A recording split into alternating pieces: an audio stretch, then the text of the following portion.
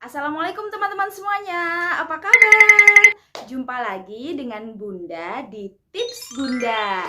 Ya, rasanya sudah lama sekali ya Bunda tidak sharing-sharing tips seputar parenting untuk ayah dan Bunda di rumah. Nah, kali ini Bunda mau share satu tema yang cukup menarik dan itu juga sering terjadi di kehidupan kita sehari-hari, terutama dengan anak-anak kita yang masih balita. Hayo, apa coba? Yaitu tentang bagaimana sih yang harus kita lakukan saat anak kita sedang marah-marah. Oh no! Bagaimana ya? Mau tahu? Yuk, tonton terus video Malahayati Official kali ini sampai selesai. Jangan lupa di like, komen, share, dan subscribe ya ke sebanyak-banyak sahabat semuanya. Mudah-mudahan video Bunda kali ini bermanfaat.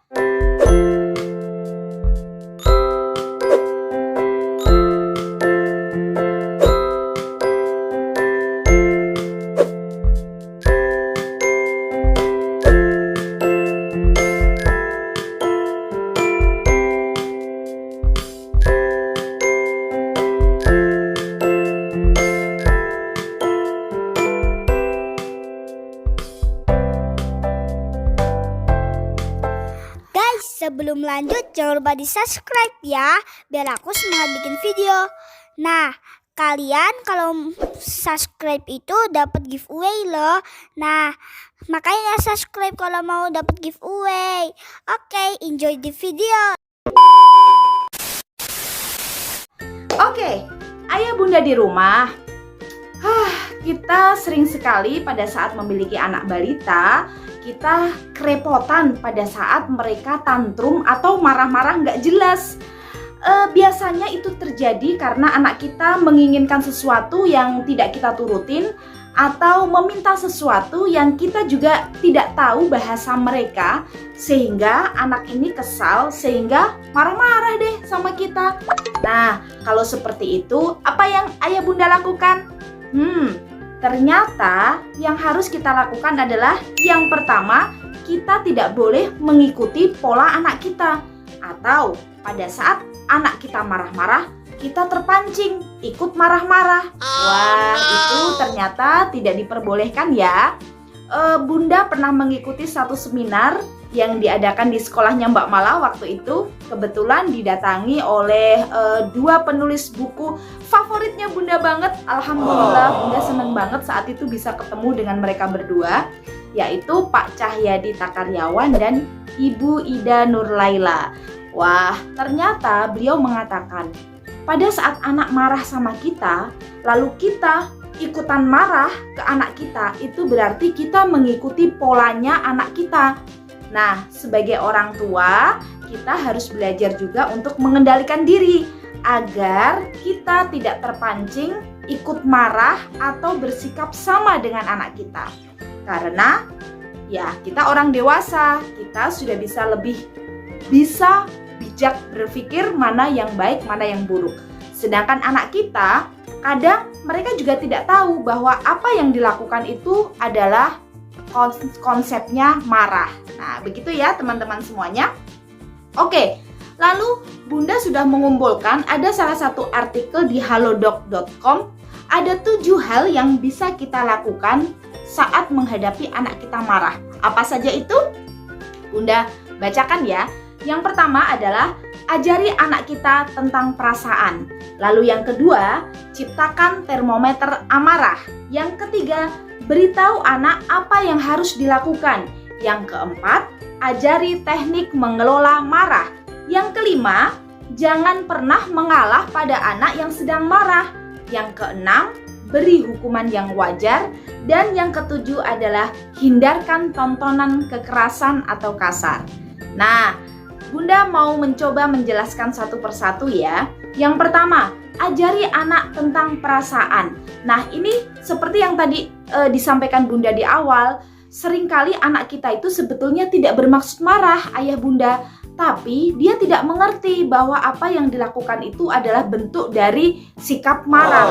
Oleh sebab itu, pada saat santai atau tenang, ada baiknya kita ajak anak kita ngobrol, kita ajarin tentang konsep marah itu apa, sedih itu apa, bahagia itu apa, senang itu apa, sehingga dia bisa mengelola perasaannya.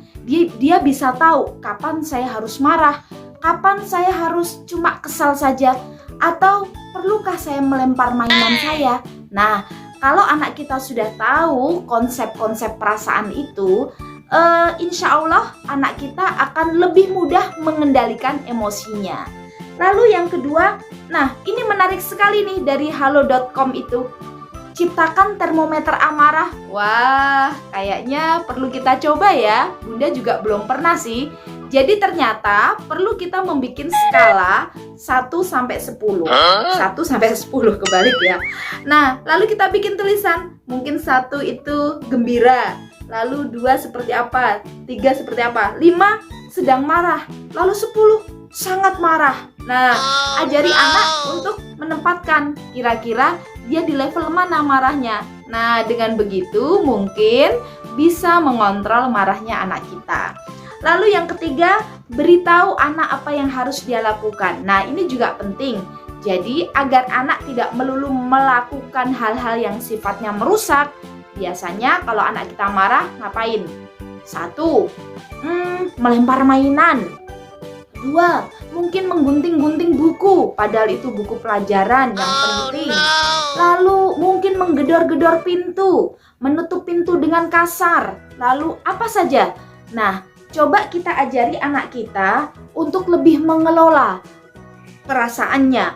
Bahwa pada saat kita marah-marah, kalau anak itu melakukan sesuatu yang merusak, otomatis barangnya juga akan rusak. Menggunting-gunting buku, bukunya rusak. Lalu bagaimana kalau bukunya rusak? Kan harus beli lagi, berarti rugi. Kalau mainannya, mobil kesayangannya dilempar, akhirnya mobilnya pecah, rusak. Sedangkan ayah bunda belum bisa membelikan lagi. Nah, akhirnya dia tidak memiliki mainan. Nah, kita coba menerangkan sesuatu berdasarkan logika ya. Ajak anak kita untuk selalu berpikir positif. Ajak anak kita untuk selalu menganalisa. Sehingga pada saat dia akan melakukan suatu hal, dia akan berpikir, kira-kira apa yang aku lakukan ini baik apa enggak? Merusak atau enggak? Pasti dia akan menimbang-nimbang itu. Lalu kemudian ajari teknik mengelola marah. Nah, ini bagus juga ya. Jadi mengelola marah tidak harus selalu dengan frontal. Kalau dalam ajaran agama Islam, saat kita marah, kita diharuskan untuk mengambil air wudhu sehingga kita menjadi tenang lagi. Atau teknik pernafasan. Tarik nafas, lepaskan. Tarik nafas, lepaskan. Itu bisa membuat diri lebih tenang ya. Kemudian jangan pernah mengalah pada anak yang sedang marah. Nah, ini seperti yang saya katakan tadi di awal, kita tidak boleh mengikuti polanya anak. Jadi pada saat anak marah, kita juga harus punya aturan-aturan tertentu. Walaupun pernah bunda juga baca di buku yang lain, pada saat anak marah, berilah dia kesempatan. Jadi mungkin bisa dikatakan, biarkan aku marah dulu bunda, ya. Seperti kita ya, orang dewasa, pada saat kita itu marah atau sumpah, kita butuh me time, ya kan? Nah, anak kita juga butuh me time. Biarkan dia menenangkan diri. Mungkin biarkan dia di kamar sendiri, asal di situ tidak ada benda-benda tajam, ya kan bahaya. Atau biarkan anak itu di pojok pintu sendirian. Nah, ini bunda punya cerita. Dulu waktu Mbak Mala masih kecil, pernah Mbak Mala itu minta permen. Nah, waktu usia 2 tahun, Mbak Mala memang tidak dibolehkan bunda untuk makan permen. Suatu ketika, dia tanpa sengaja menemukan permen nih, ayah bunda, lalu dimakan.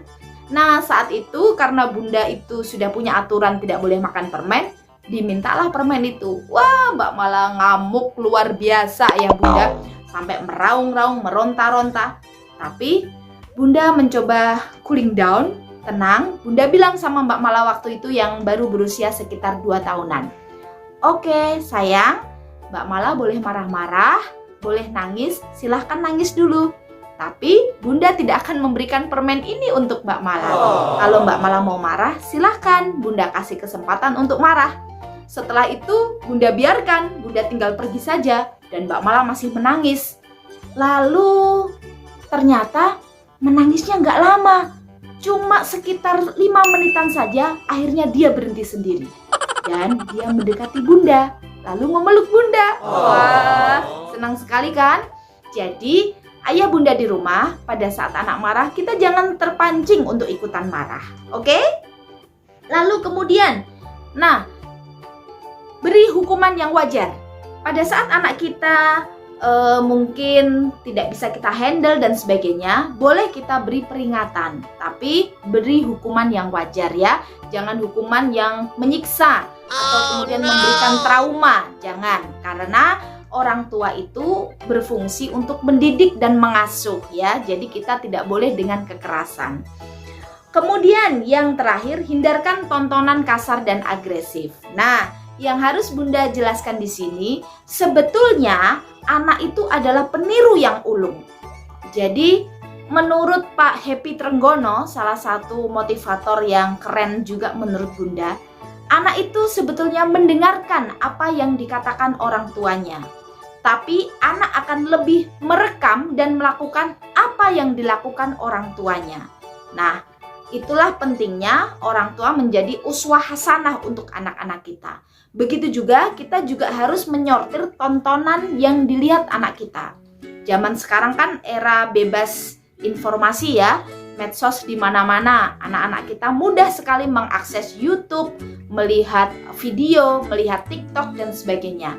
Nah, kita harus bisa mensortir mana tontonan-tontonan yang berbau kekerasan, jangan kita bebaskan anak kita menontonnya. Karena anak itu adalah peniru yang ulung. Begitu dia melihat tontonan kekerasan, dia melihat film yang kasar, kadang anak itu pengen meniru. Dia pengen meniru. Kira-kira enak nggak ya seperti itu? Kira-kira cocok nggak saya seperti itu? Nah, makanya pada saat anak kita punya masalah dan dia meluapkan kemarahannya, seringkali dia mengadopsi atau mengadaptasi tontonan yang pernah dia lihat. Oh, kayaknya orang marah itu dulu kayak gitu. Oke lah, aku mau seperti itu. Nah, itu ya ayah bunda di rumah. Mudah-mudahan sharing bunda kali ini sangat bermanfaat untuk ayah bunda di rumah. Jika ayah bunda di rumah merasakan manfaatnya, mohon silahkan share ke sebanyak-banyaknya medsos ayah bunda di rumah. Ya, ada 7 hal yang perlu kita lakukan sebagai orang tua dalam menghadapi anak kita yang sedang marah. Mudah-mudahan bisa memberikan inspirasi dan memberikan tips agar ayah bunda bisa menghandle anak yang sedang marah dengan lebih bijak lagi. Terima kasih untuk menonton videonya Bunda di Tips Bunda. Jangan lupa terus ikutin vlognya Malahayati Official. Insya Allah kita akan share sesuatu yang bermanfaat selalu. Terima kasih. Assalamualaikum warahmatullahi wabarakatuh. Bye-bye.